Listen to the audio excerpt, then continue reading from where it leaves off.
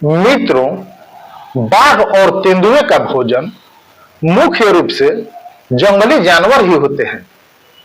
और ये आदमखोर अर्थात मैन ईटर क्यों और कैसे बन जाते हैं, आइए जानते हैं।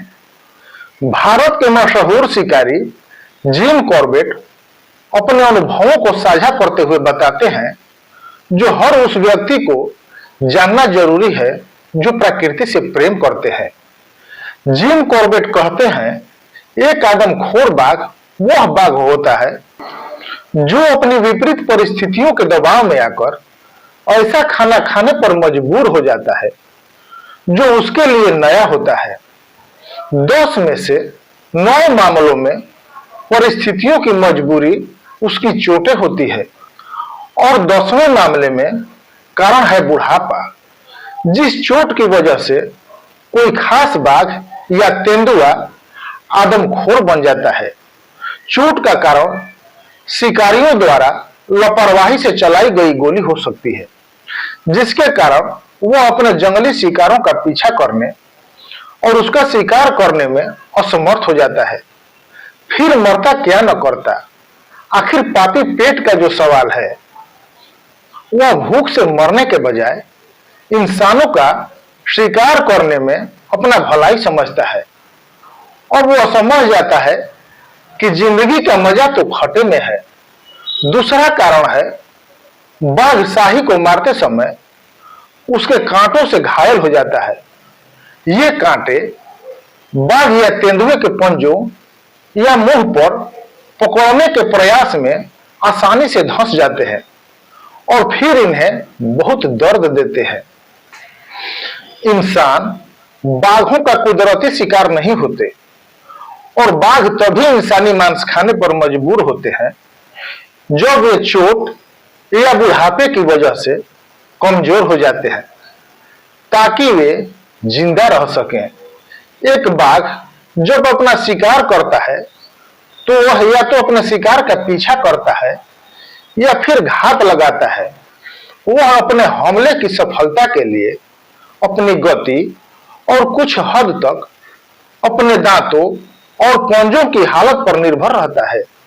इसलिए जब कोई बाघ एक या एक से ज्यादा दर्दनाक जख्मों से परेशान हो जाता है या जब उसके दांत टूटे हुए या खराब हो जाते हैं और उसके पंजे घिस चुके होते हैं, तब वह उन जानवरों को पकड़ नहीं पाता जिन्हें वह खाने का आदी होता है। तब वह भूख के मारे इंसानों को अपना शिकार बनाने लगता है।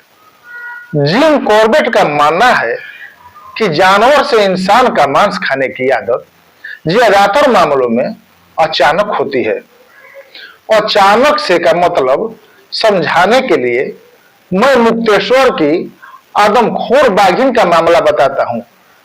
यह बाघिन, जो काफी जवान थी, एक शाही से लड़ाई में अपनी एक आंख खो बैठी और उसके दाहिने पंजे और पंजे के नीचे 1 से 9 इंच लंबे लगभग 50 कांटे धंस गए।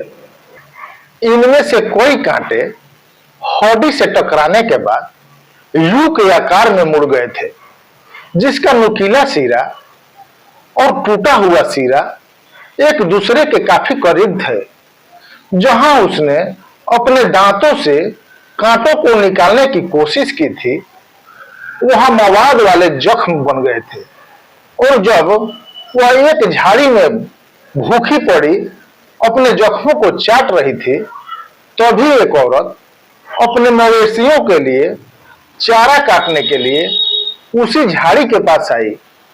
पहले तो बाघिन ने कोई ध्यान नहीं दिया, लेकिन जब औरत ने घास काटते काटते वहां तक पहुंच गई जहां वह लेटी थी, तो बाघिन ने एक बार हमला किया, जिससे औरत की खोपड़ी कुचल गई और उसकी मौत तुरंत हो गई। क्योंकि जब अगले दिन उसे देखा गया तो वह एक हाथ में अपनी दरांती पकड़े हुए थी और दूसरे हाथ में घास का एक गुच्छा था, जिसे वह हमला होने से ठीक पहले काटने वाली थी। मादा बाघ ने बता दिया था कि शिकार तो सब करते हैं, पर टाइगर से बेहतर शिकार कोई और नहीं कर सकता।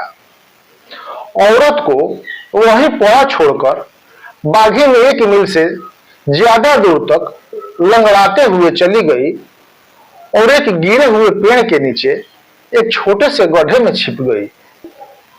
2 दिन बाद एक आदमी उस गिरे हुए पेड़ से जलाने के लिए लकड़ी काटने आया और बाघिन जो दूसरी तरफ लेटी थी उसने उसे मार डाला। वह आदमी पेड़ पर गिर गया और क्योंकि उसने अपना कोट और शर्ट उतार दी थी और बाघिन ने उसे मारते समय उसकी पीठ पर पंजे मारे थे, ऐसा हो सकता है कि भूखी बाघिन को पहली बार यह ख्याल आया हो कि यह कुछ ऐसा है जिससे वो अपनी भूख मिटा सकती है। कन्फर्म करने के लिए उसने उसकी पीठ का एक छोटा सा हिस्सा खाया था। जब उसे मानव मांस का स्वाद मिल गया तब उसके समझ में आया कि यह तो बहुत आसान शिकार है जिसके मांस काफी मुलायम है, इसे वह घिसे हुए दांतों से भी खा सकती है। बाघ या तेंदुआ जब किसी जानवर का शिकार करते हैं तो वे जानवर का खाल हटाकर खाते हैं ताकि उसके पेट में बाल न जाए, और मानव मांस में तो इसकी भी जरूरत नहीं होती और तब वह आदमखोर बन जाते हैं। आदमी के शिकार के 1 दिन बाद बाघिन ने जानबूझकर बिना किसी उकसावे के अपने तीसरे शिकार को मारकर आखिरकार उसने बता दिया कि टाइगर अभी जिंदा है। इसके बाद वह एक पक्की आदमखोर बन गई और आखिरकार मारे जाने से पहले उसने 24 लोगों को मार डाला था। शिकार पर निकला बाघ या घायल बाघ या छोटे बच्चों वाली बाघिन कभी कभी उन इंसानों को मार देते हैं जो उन्हें परेशान करते हैं या फिर उनके रास्ते में आते हैं। इन बाघों या तेंदुए को आदमखोर नहीं कहा जा सकता, हाँ उसे अग्रेसिव बोला जा सकता है। यह एक आम गलतफहमी है कि सभी आदमखोर बूढ़े और खुजली वाले होते हैं और खुजली का कारण इंसान के मांस में ज्यादा नमक बताया जाता है।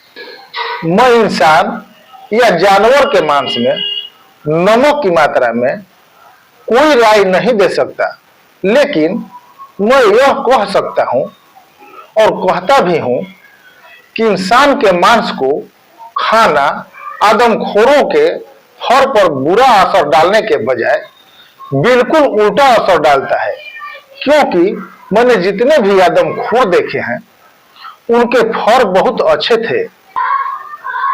आदमखोरों के बारे में एक और आम धारणा यह है कि इन जानवरों के बच्चे अपने आप आदमखोर बन जाते हैं। यह काफी हद तक सही लगता है, लेकिन यह असलियत से मेल नहीं खाता और इसका कारण यह है कि इंसान बाघ हो या तेंदुओं का प्राकृतिक शिकार नहीं है। एक बच्चा वही खाएगा जो उसकी मां उसे खाने को देगी, और मैंने तो बाघ के बच्चों को अपनी मां के इंसानों को मारने में मदद करते हुए भी देखा है। लेकिन मुझे एक भी ऐसा मामला नहीं पता जहां किसी बच्चे ने अपने माता पिता की सुरक्षा छोड़ने के बाद या माता पिता के मारे जाने के बाद इंसानों को मारना शुरू किया हो। मांसाहारी जानवरों द्वारा मारे गए इंसानों के मामले में अक्सर यह शक जाहिर किया जाता है कि हत्या करने वाला जानवर बाघ या तेंदुआ होगा। एक आम धारणा है कि बाघ दिन में शिकार करता है और तेंदुआ यानी लेपर्ड रात में, पर मैंने ऐसा अपवाद कभी नहीं देखा है। दोनों जानवर जंगल में रहने वाले अर्धरात्रिचर हैं उनकी आदतें काफी हद तक एक जैसी हैं। वे मारने के लिए एक जैसे तरीके अपनाते हैं। अगर ये आदमखोर हो जाएं, तो बाघ या तेंदुआ दोनों अपने इंसानी शिकार को लंबी दूरी तक ले जाने में सक्षम हैं। इसलिए यह उम्मीद करना स्वाभाविक है कि वे एक ही समय पर शिकार करते हैं। और इन दोनों जानवरों की हिम्मत में फर्क होता है। जब कोई बाघ आदमखोर बन जाता है, तो वह इंसानों का सारा डर खो देता है। और क्योंकि इंसान रात की तुलना में दिन में ज्यादा आजादी से घूमते हैं, इसलिए वह दिन के समय अपने शिकार को आसानी से पकड़ पाता है और उसे रात में लोगों के घरों में जाने की जरूरत नहीं पड़ती। दूसरी ओर एक तेंदुआ कोई इंसानों को मारने के बाद भी इंसान का डर कभी नहीं खोता है, क्योंकि वह दिन की रोशनी में इंसानों का सामना करने को तैयार नहीं होता। इसलिए वह अपने शिकार को तब पकड़ता है जब वे रात में अकेला घूम रहे होते हैं, या फिर रात में उनके घरों में घुसकर जब वो सो रहे होते हैं। इन दोनों जानवरों की इन खासियतों के कारण, यानी एक इंसान का डर खो देता है और दिन की रोशनी में मारता है, जबकि दूसरा अपना डर बनाए रखता है और अंधेरे में मारता है। आदमखोर बाघों को आदमखोर तेंदुओं की तुलना में गोली मारना आसान होता है। एक आदमखोर बाघ कितनी बार शिकार करता है, यह इस बात पर निर्भर करता है कि वह जिस इलाके में घूम रहा है वहां प्राकृतिक भोजन कितना उपलब्ध है, या उसके विकलांगता की प्रकृति क्या है जिसके कारण वह आदमखोर बना है, या फिर वह नर है या शावकों वाली मादा। जिन लोगों को किसी खास विषय पर अपनी राय बनाने का मौका नहीं मिलता, वे दूसरों की राय मान लेते हैं। बाघों के मामले में यह बात सबसे ज्यादा साफ दिखती है।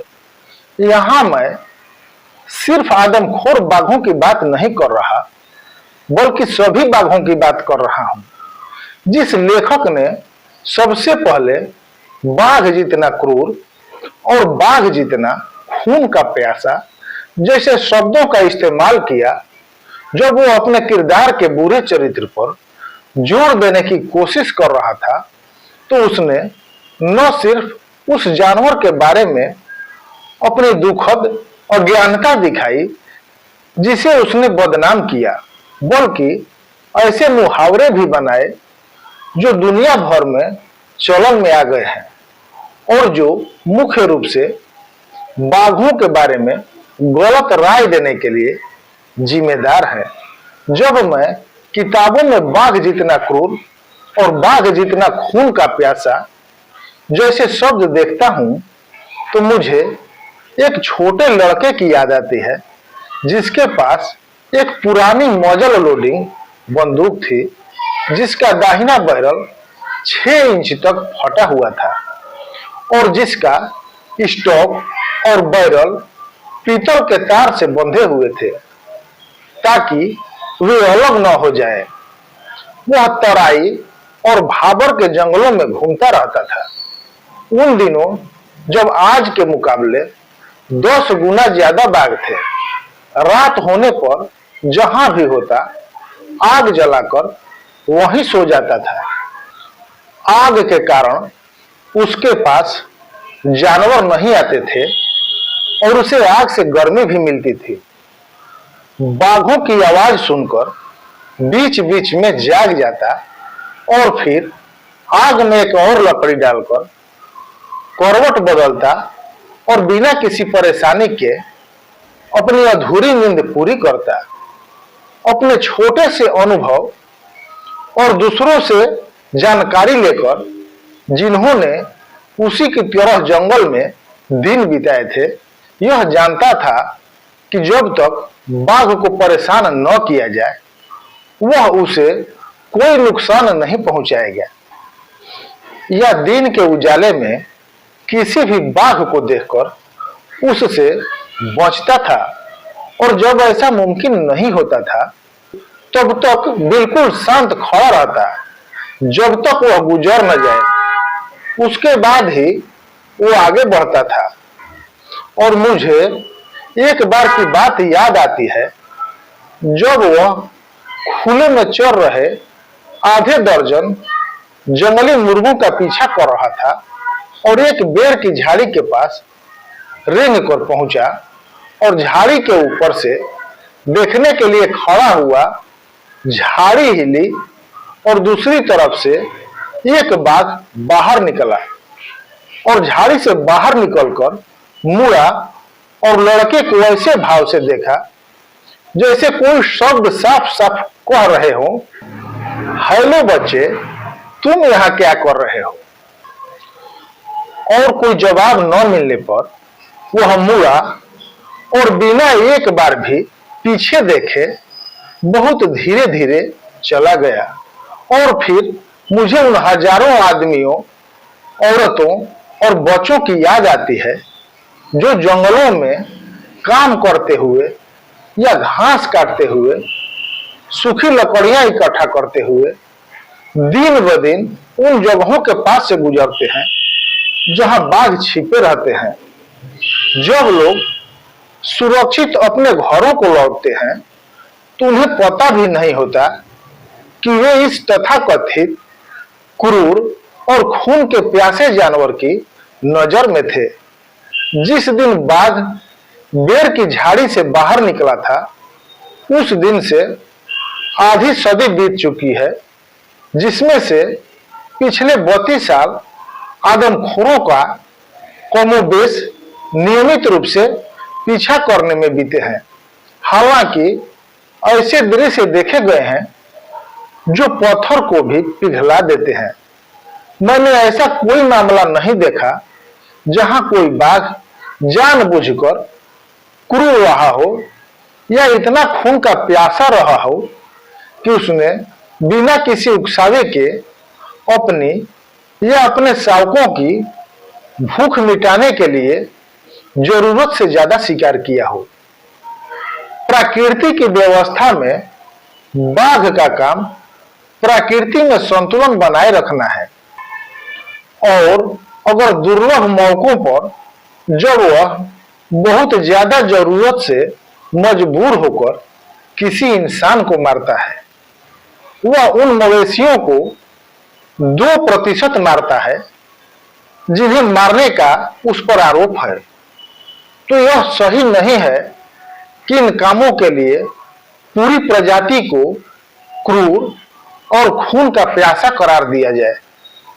शिकारी बेशक रूढ़िवादी होते हैं। इसका कारण यह है कि उन्हें अपनी राय बनाने में सालों लग जाते हैं, क्योंकि हर व्यक्ति का नजरिया अलग होता है। इसलिए यह स्वाभाविक है कि छोटी मोटी या कुछ मामलों में बड़ी बातों पर भी राय अलग अलग हो, और इसी वजह से मैं यह उम्मीद नहीं करता कि मैंने जो भी राय जाहिर किए हैं उनसे सभी सहमत होंगे। हालांकि एक बात है जिस पर मुझे यकीन है कि सभी शिकारी, चाहे उनका नजरिया पेड़ पर मचान से हो, हाथी की पीठ से हो या अपने पैरों से हो, मुझसे सहमत होंगे। और वह यह है कि बाघ एक बड़े दिल वाला सज्जन है जिसमें असीम साहस है। उसे खत्म कर दिया जाएगा जब तक कि जनता की राय उसके समर्थन में नहीं आती। भारत अपने सबसे बेहतरीन जीवों में से एक जीव को खोकर गरीब हो जाएगा। मित्रों, यहाँ जिम कॉर्बेट ने टाइगर को जेंटिलमैन बताया है। बाघों के विपरीत तेंदुए कुछ हद तक मुर्दाखोर होते हैं, और जब उनके शिकार वाले जानवरों का लोगों द्वारा बिना रोक टोक के शिकार किया जाता है, जिससे उन्हें उनका प्राकृतिक भोजन नहीं मिल पाता, जिसके कारण वे इंसानी मांस का स्वाद लेकर आदमखोर बन जाते हैं। जिम कॉर्बेट बताते हैं कि हमारे पहाड़ों में रहने वाले ज्यादातर लोग हिंदू हैं और इसलिए वे अपने मृतकों का अंतिम संस्कार करते हैं। अंतिम संस्कार हमेशा किसी नाले या नदी के किनारे किया जाता है ताकि राख गंगा या किसी अन्य नदी में बह जाए, क्योंकि ज्यादातर गांव पहाड़ों की ऊंचाई पर बसे हैं, इसलिए नाले या नदियां घाटियों में मीलों दूर नीचे होती हैं। इसलिए अंतिम संस्कार करने में एक छोटे से समुदाय की मैन पावर पर काफी बोझ पड़ता है। जब शव ले जाने वालों के अलावा अंतिम संस्कार के लिए जरूरी ईंधन इकट्ठा करने और ले जाने के लिए भी मजदूरों की जरूरत होती है। सामान्य समय में ये रस्में बहुत अच्छे से निभाई जाती हैं, लेकिन जब कोई बीमारी महामारी के रूप में पहाड़ों में फैलती है तो लोग इतनी तेजी से मरते हैं कि उनका अंतिम संस्कार नहीं हो पाता। तब गांव में एक बहुत ही सरल रस्म निभाई जाती है, जिसमें मृतक के मुंह में जलता हुआ कोयला यानी आग रखा जाता है और फिर शव को पहाड़ी के किनारे ले जाकर नीचे घाटी में फेंक दिया जाता है। एक तेंदुआ जिस इलाके में उसका प्राकृतिक भोजन कम होता है, इन शवों को पाकर बहुत जल्द इंसानी मांस का स्वाद सीख जाता है और जब बीमारी खत्म हो जाती है और सामान्य हालत हो जाते हैं तो वह स्वाभाविक रूप से जब उसका भोजन मिलना बंद हो जाता है तो इंसानों को मारना शुरू कर देता है। कुमाऊं के 2 आदमखोर तेंदुओं में से जिन्होंने मिलकर 525 इंसानों को मारा था, एक बहुत गंभीर हैजे की महामारी के बाद आदमखोर बना था, जबकि दूसरा उस रहस्यमयी बीमारी के बाद आदमखोर बना था जो 1918 में पूरे भारत में फैली थी और जिसे वार फीवर कहा जाता था। मित्रों, जिम कॉर्बेट के अनुभवों को हम यही समाप्त करते हैं। मिलते हैं किसी और जंगली कहानी की श्रृंखला के साथ। तब तक के लिए राम राम।